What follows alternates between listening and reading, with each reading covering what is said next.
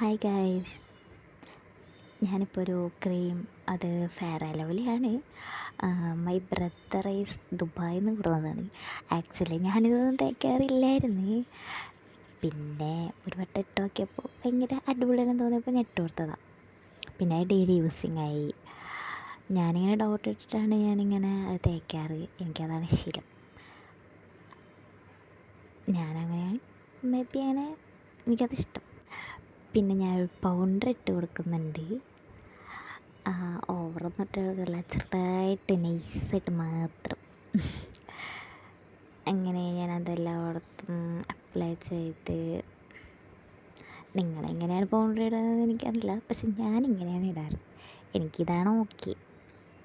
കൈ കൊണ്ട് യൂസിങ്ങാണ് എനിക്ക് താല്പര്യം.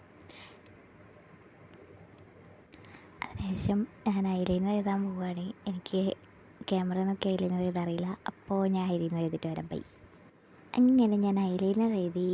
പിന്നെ ഞാൻ നൈസായിട്ടൊന്ന് മുടി കെട്ടി. അത് ഞാൻ ക്യാമറയിൽ കാട്ടിയില്ല, എനിക്ക് ക്യാമറ നോക്കി മുടി കെട്ടാൻ അറിയില്ല. പിന്നെ ഞാനിപ്പോൾ ഒരു പൊട്ടിട്ട് കൊടുക്കുന്നുണ്ട്. ഞാൻ ബ്ലാക്ക് പൊട്ടാണ് യൂസ് ചെയ്യുക.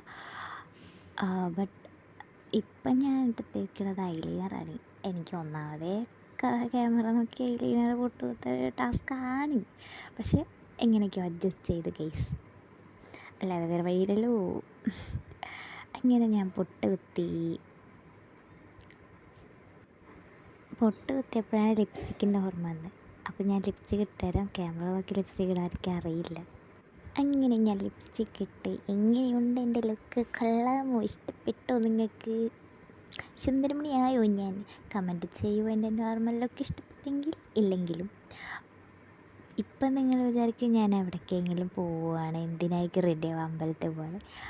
ഒക്കെ വെറുതെ, ഞാൻ എവിടേക്കും പോകുന്നില്ല. അപ്പോൾ ഓക്കെ, ബൈ.